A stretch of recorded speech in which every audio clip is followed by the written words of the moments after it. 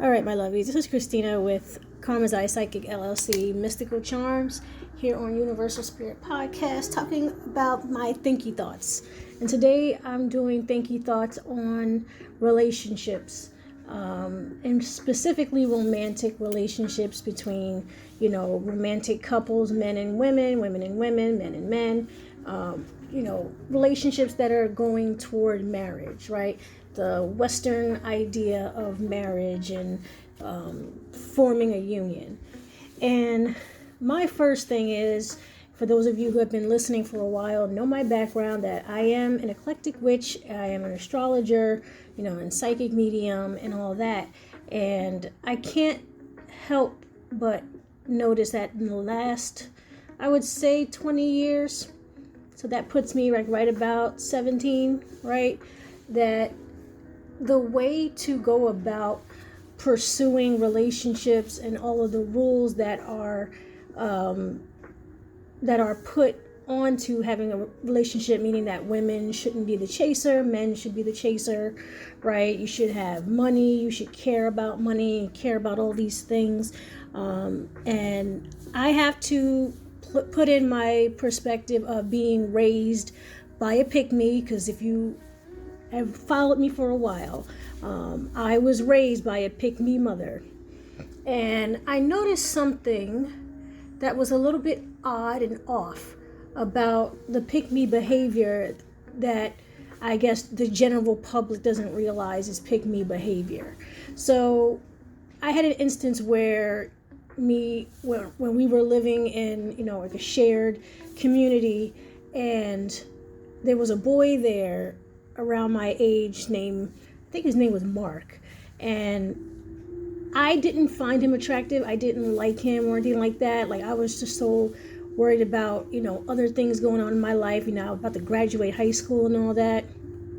And my mom told me to, entice him into doing something because he likes me.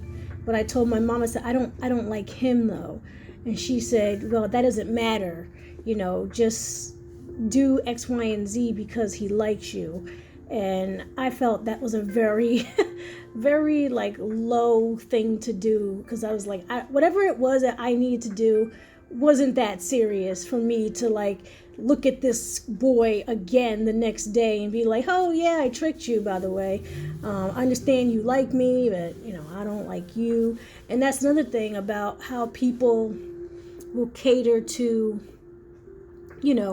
what a person that they desire likes, rather than being themselves and being authentic. I bring that up because I'm really big on astrology, and I do know that astrology has a lot to do with compatibility. And it's not just, the Western astrology with who's a Pisces and who's a Scorpio and stuff like that. I'm also into Chinese astrology, where there are 12 zodiac animals that can and cannot get along. So you can be a Pisces and you wanting to date a Virgo, and that's supposed to work. But if you're born in the year of the snake and you happen to be a pig, those two are enemy signs, and that's not gonna, in the long run, is not gonna work. So I think it's something that people miss.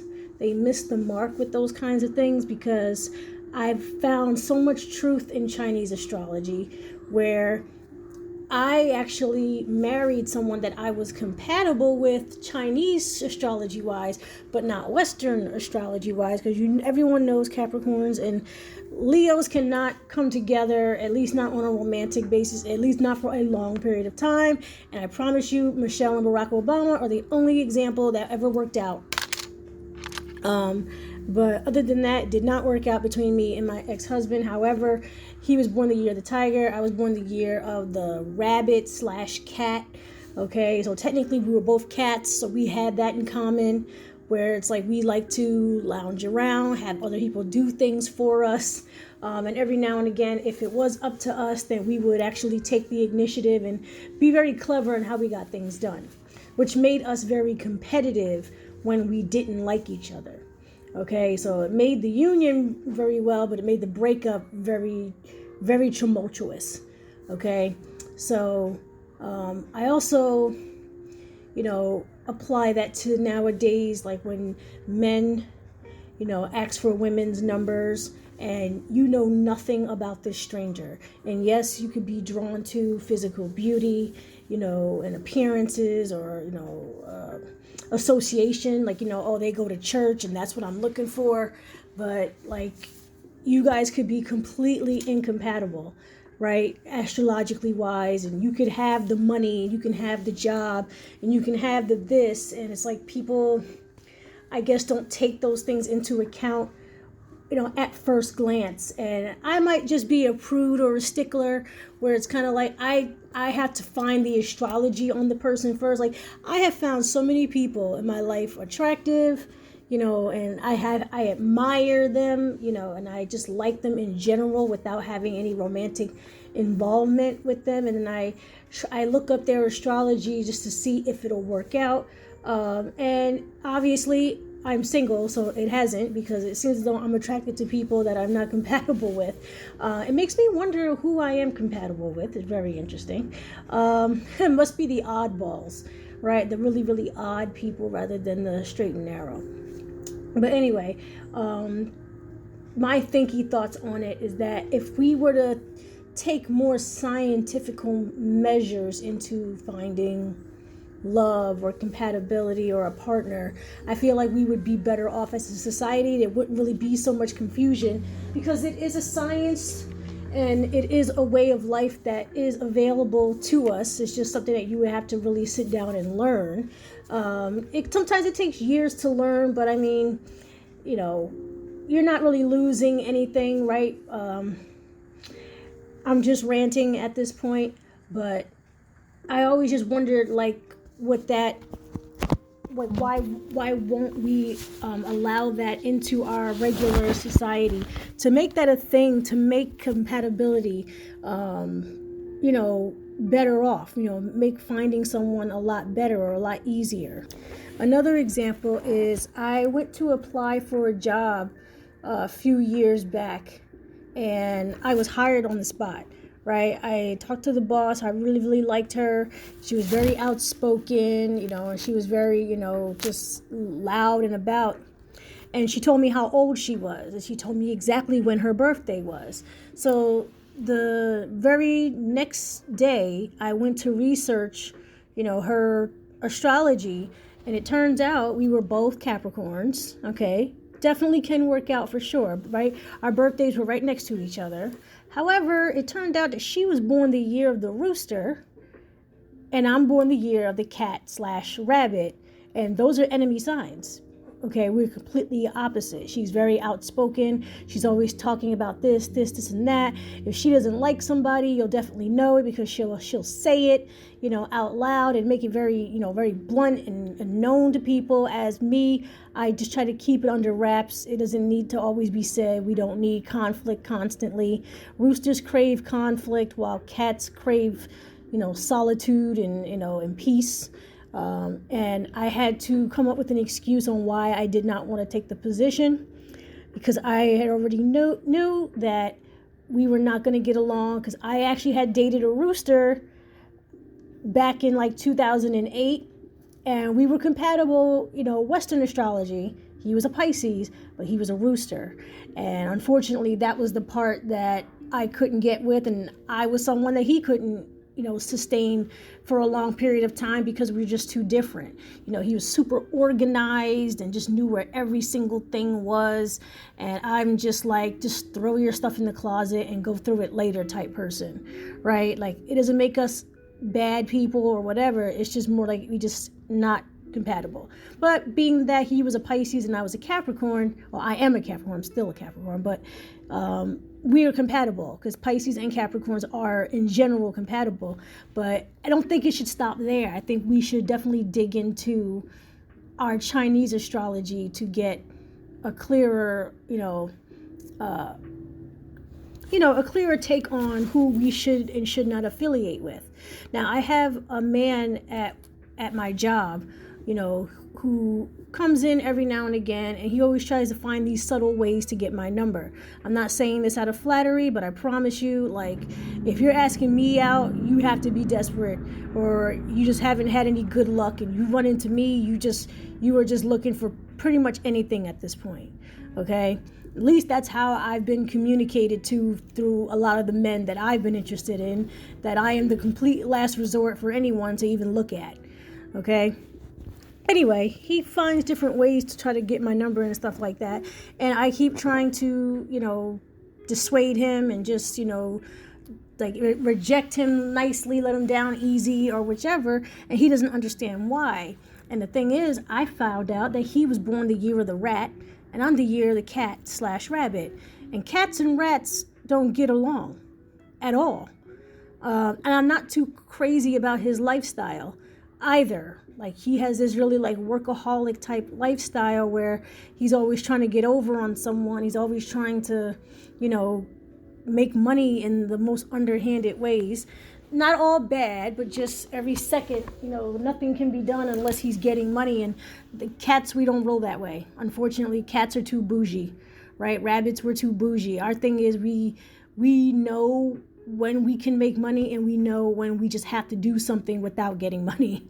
And we don't hold that over anybody's heads. We don't want to hold our support hostage because of money, but unfortunately a rat will. So I wouldn't want to be associated, even as a friend, with a person like that. Not that he's a bad person. He's definitely a great person, but, long-term, romantic-wise, definitely would not work out.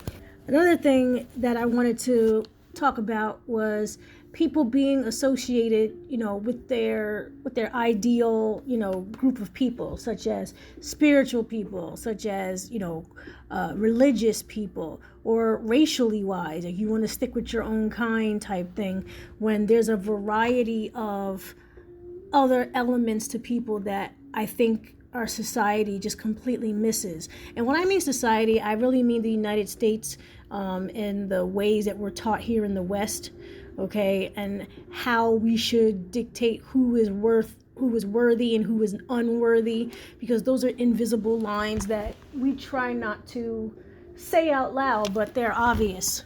Right? They're obvious to the rest of the world. Eventually, who you think is worthy and isn't worthy is going to come out. Like, there's a person that won't date someone that they consider to be overweight or large. People don't want to date, a certain race of people, or, you don't want to date, I don't know, just a certain type of religious group. And that makes sense because you want to have something in common, right? But even that is a bit of a stretch where you could be overlooking the person that you could be compatible with. This is why it's called Thinky thoughts, because these aren't new ideas per se, but it is something to, bring back into perspective, to give you like a refresh of why things might not be working out. I'm taking you back to square one. Like, yeah, you have all these, ideas about who you want to be with, but like, who do you really want to be with? Like, do you really want to be with anyone? A lot of us are pressured to be in relationships or be married because, if you're not any of those things, you can be looked down upon. You can be treated really badly. You can be judged very harshly and say, hey, you can't talk because, ain't nobody coming home to you at night. Ain't nobody trying to spend no time with you, so how can I say you're a great person? You're single and nobody seems to like you. So why should I? And I promise you, those are the very unspoken things that people project. And this is coming from a spiritual empath where I could actually hear people's energy saying that to me. Whether or not they physically said it to me or said it to my face, and just the way they've acted toward me and people that I've seen or people around me, that people can, like, their energy will project the truth. Okay, and the truth does hurt. It does. Okay, and there's a lot of people out there who won't date single parents, single dads, or single moms. Okay, and it's because I don't want to be looked down on, or you're considered unworthy and all that yada yada yada. Right?